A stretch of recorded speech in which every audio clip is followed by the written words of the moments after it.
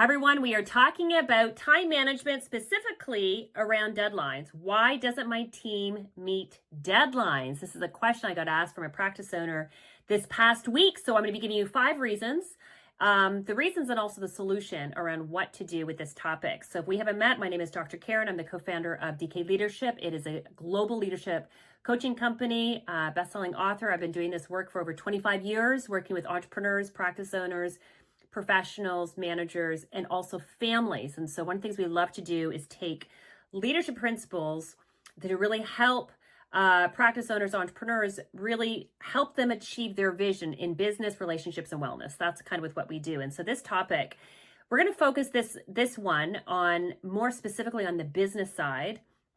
However, for all of you who are parents, there's a lot of application that we can actually apply to the parenting side actually as well. So I'll teach a little bit on that, but the focus is going to be a little bit more on the business side. Okay, so number one, everybody, why doesn't my team meet deadlines? The first one, and again, some of this is going to be intuitive, so I just want to kind of unpack it. But the first one is unclear expectations. It is really interesting as I work with organizations around the world, different sectors, different groups.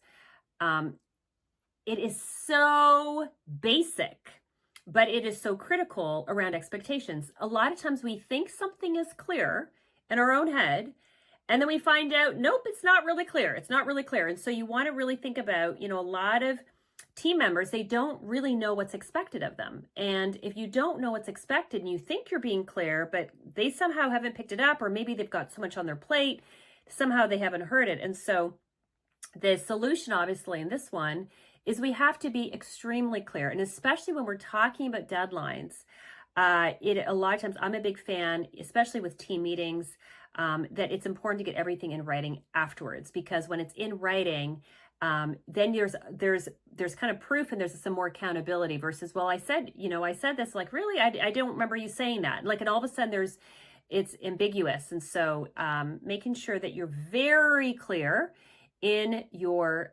communication. And like I said, I actually recommend to get specifically deadlines and actually in writing. Okay, so that's number one. And again, that goes for both your team, but you can also do this with your family as well. Number two, the second reason is actually poor time management. If there is a secret hobby I have around skills that I love to teach as it relates to business and leadership and families, it's actually this topic. I absolutely love time management. And I think the reason is because when people manage their time well, it has a ripple effect in all parts of their life. When they manage their time well, their wellness improves, they're getting better sleep, they're more calm in their communication, they're being more productive, they've got more time to do their hobbies, they're getting stuff done more effectively in their business. Like, it's just one of those leadership superpowers that when you really dial that in, you will see a massive positive domino effect in other parts of your life. The opposite is also true. If you don't learn how to manage your time well, it has a negative impact. It causes a lot more stress, conflict, relationship conflict. People get frustrated. They quit. They leave. Things are not getting it done. So it's one of those leadership superpowers that when you really dial it in, it's going to have a massive impact on your life. If you have not received our leadership emotional intelligence scorecard, time management is one of the 5 core skills. So you'll definitely want to get your hands on that. Just below, type in time management, and somebody from our team will actually send that to you. And it looks at your overall leadership skills, but the one topic is specifically on time management. And like I said, when you manage your time well, it will have a massive impact in all the other parts of your overall leadership: stress, communication, your goal setting, your relationships. It literally is like that superpower. So all that to say, when we're talking about why doesn't my team meet deadlines, there's a lot of people, they don't know how to manage their time well. They are not prioritizing their time, which is a very limited resource for all of us, on the right things. So they're focusing on these 5 things, and they're not realizing that those 5 things are not the priority. It's actually over here, and this is the deadline that we're actually up against. So poor time management is a big problem. And obviously the solution is for all of us to learn time management skills. We have a course that we actually teach on time management for high performers, for all levels of leaders. We do that every year. We also have the same course that's just modified and simplified for teenagers and preteens, because as a mom of twin teenagers, I will tell you, this is one of the first main, I would say, leadership skill. Actually, my husband and I taught our boys. I would say the first one was around goal setting and vision casting, but the second one was actually time management, because, you know, as a student, when you're managing school and sports and part-time job, again, there's a lot of different things. So time management is a skill for all parents. You want to make sure that you're really making sure you're honing and you're teaching your skills. That is a really important skill. Okay, number 3.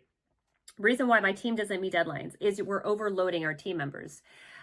This is classic for a lot of entrepreneurs, practice owners, and a lot of times managers, is that, you know, there's so many things that happen, so many things that kind of come up in business that we just kind of keep adding to our team. And the problem is that in our own brain as a leader, entrepreneur, we know kind of like, okay, this is now coming into the priority list. So this one is now going to kind of get pushed down in terms of priority list, but they can't read our mind. And so if we just kind of keep giving more things to our team member without taking something off, our team members are not going to know what to deprioritize and what to kind of elevate. And so, and bottom line is, if team members are overloaded, it's going to do a couple of things. One, they're now at risk of burnout. 2, they might actually quit. It's going to impact the culture, the morale, and you're not going to get your priorities and your deadlines met. So it's really important that you have regular check-ins. And so there's a couple solutions with this one. One, you need to have ongoing communication and really figure out your cadence with your team members. What do you do to making sure that they're not overloaded? What's your cadence? Do you have a weekly check-in, a daily check-in? For teams, in my opinion, what I have done, and again, we work with all types and sizes of different organizations, it really shouldn't be anything less than that. It's either daily or weekly. When I hear team members are like connecting monthly, maybe like department-wide, but even like huge companies, thousands of employees, we will have company-wide meetings for a lot of cadences that is either weekly, bi-weekly, or monthly, okay? So when we're talking about a team, okay, you want to drive that productivity. You want to make sure it's either daily or weekly in terms of, and so you want to make sure you're checking in. How are people doing? How are they feeling about kind of the overall load? Okay, that's number 3. Number 4 is, and this kind of is connected, but is actually around poor communication. And this, it specifically is really around the cadence of it, the frequency. We do a lot of teaching systems, business leadership systems to organizations, anywhere from 5 employees all the way to 1,000 employees. Some of our clients are in the tens of thousands, and so we structure the system a little bit differently with them. But you can apply this system even when you've got 3 to 5 employees, and so the biggest thing is having clarity around, again, what are the priorities, and making sure that you are figured out in terms of the regular cadence, so that you can be having the check-in. These are the priorities. These are the deadlines. Checking in with people in terms of how everything is moving along. And the last one, 5th one, everybody, and this is, again, they're all kind of interconnected. And hopefully you like this video. Make sure you subscribe to our YouTube channel so you get notified when other videos actually come out. And if you have a recommendation for another topic that's either in business, relationships, or wellness, definitely let us know. Message us below, and because that's how we get all the content for our YouTube channel. The last one, everybody, is lack of accountability. Of all the different themes in terms of different teams, and again, we work with all kinds of different sectors, there's big themes that come up, okay, with businesses and entrepreneurship. The one is in terms of the vision and the direction, the strategy in terms of for business. But in terms of leading people, it's actually really around communication, delegation, and accountability. Those are the big buckets that everybody's like, how do I help my team be more accountable? So why doesn't my team meet deadlines? If a lot of times comes down to accountability. And so how are you holding your team accountable? So if something is due on Friday, do you follow up with them? Do you think it's their job to follow up with you? Do you follow up with them on Monday when you have not received it on Friday? What is your accountability rhythm? And making sure that you actually clarify with what that accountability rhythm is and communicate to them. So if you are on my team and you say, I need this done by Friday, please let me know if you have any challenges with this deadline. How are you feeling about it? Do you feel you have got all the resources? They're like, yes, yes, yes. Okay, it's your responsibility. If you're having any issues, I need you to come talk to me. So again, you're putting the ownership onto them. It's not your job to be following up. Okay, it is their job. If they're having a problem, it is their responsibility to come to you, and being very clear that I do need this by Friday because of ABC. Helping team members also understand why we need certain things done by certain times, because a lot of times there's a ripple effect if deadlines are actually not met. And so having that kind of honest, ongoing conversation, if you don't receive it on Friday, after they said, yes, it's going to be done by Friday, and it's their responsibility when something's not done, then on Monday, I would be raising it and holding them accountable, checking in, understanding what actually happened, and really kind of digging in and trying to problem solve that with them. Was it that they were overloaded? Was there like family issues? Was it that were they not clear? What did they run into problems? Were they afraid to kind of ask for help? Like, then you kind of dig in why the deadline was not met. But it is not the responsibility. And a lot of times when we're working with teams, we try to really help them differentiate what is your responsibility, what is not your responsibility, and to really kind of differentiate that so that there's some clarity with it.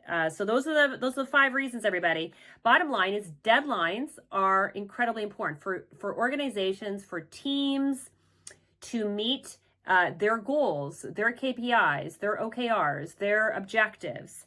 It is really important that they know what those goals are and that they're meeting those deadlines. So hopefully that this is giving you some insight. I hope you've liked. Make sure you subscribe to our YouTube channel. Make sure that you get our Leadership EQ scorecard, which includes the time management that I was actually talking about, and look forward to seeing you at one of our other videos.